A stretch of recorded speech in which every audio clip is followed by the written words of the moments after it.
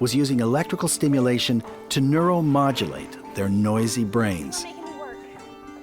But electrical stimulation is not the only form of energy that can help.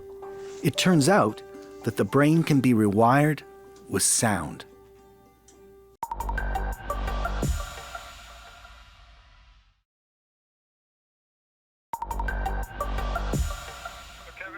Hey Kevin, it's Jordan. How's it going? Good, how are you? Not too bad. Just wondering what you needed. So did you need our Canada or US wire coordinates? My name is Darlene Rosen. I'm Jordan's mother. My name is Jordan Rosen. No, Jordan. He had no eye contact, no speech, huge temper tantrums.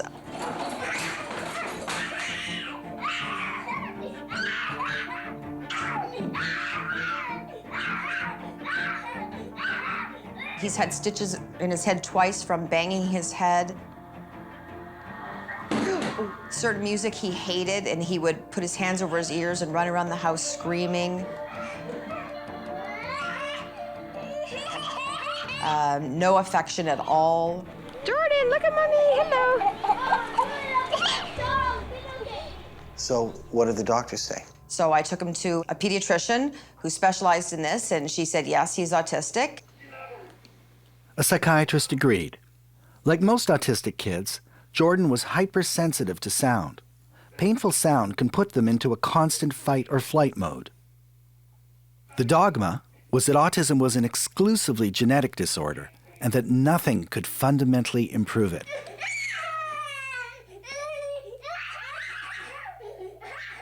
Those statements have not been subjected to rigorous scientific investigation with the intention of seeing whether they're really true or not.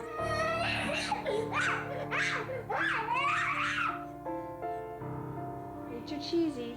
There's some kind of a bottleneck where the autism is created. My preferential sense of where that bottleneck is somewhere in between metabolism and brain waves, the electrical activity of the brain.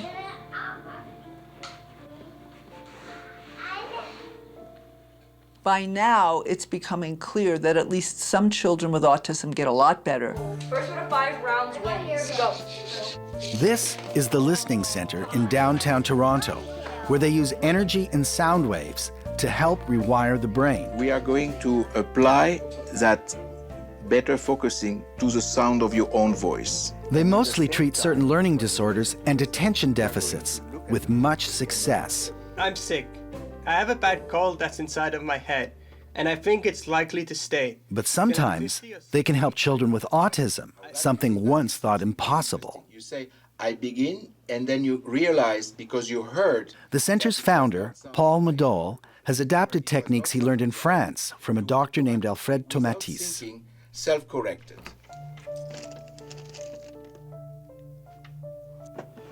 Duncan Evans has been treated for autism at the Listening Center since he was a small child. What would you do 3 like today? I'd like a black coffee, please. At 18 months, he developed quite severe autism. He stopped making eye contact, lost interest in people, and stopped normal play. Okay, so His language regressed, and he had rages.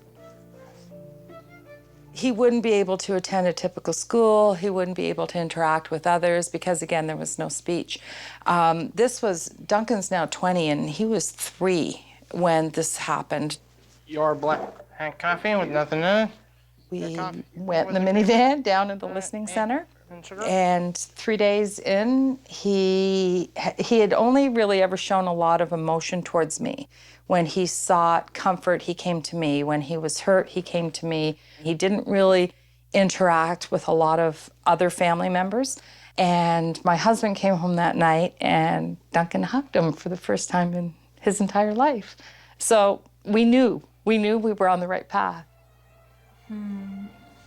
At first, I thought it was a lot of pain in the butt, and I treated myself like a misfit. And when I've done something wrong that involves my autism, I cried. I had a lot to say, and that I wish I were dead so then and no one else would deal with this anymore, but Okay, here. over time I got over her and then I just went and be myself. Molly! We can use sound to selectively train and turn on dormant parts of the brain by altering the rhythm, changing frequencies, or even which ear receives the sound. What we are trying to do is to make the auditory zoom to work. That is the ability to pick the sound, the information you need, and leave out those information you do not need. Oh, do you have tickles? You just heard Madol mention the auditory zoom. The ear has the audio equivalent of a zoom lens that allows it to focus on particular sounds while filtering out others. It's like when you first walk into a party. You hear a jumble of noises until you zoom in on a particular conversation. So how far is that from San Francisco? 2 hours. But if that auditory zoom doesn't work properly, the brain is flooded with non-differentiated sounds, which can be overwhelming, even threatening. The brain goes into survival mode, and it actually turns off its social circuits that allow us to engage with others. This is why such children can't connect to people, learn language, or soothe themselves normally. How about on the other side? Yeah, that's good. The first stage of treatment teaches the children to listen to filtered recordings of their mother's voices that replicate the first sounds heard in utero. Will decide where to go. You'll look up and down streets, look them over with care.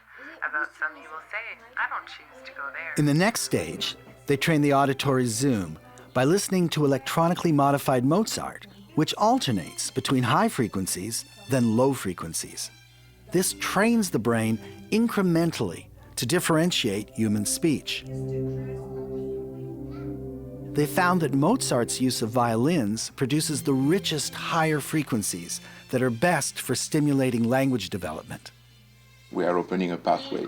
We are removing all the distortions between the information coming from the world outside and the brain. Music is organized sound, and it has many of the specificity of language. Mozart had a duration, he had a volume, he had the tonal quality, he had the rhythm. Music is a preparation, is a precursor of language.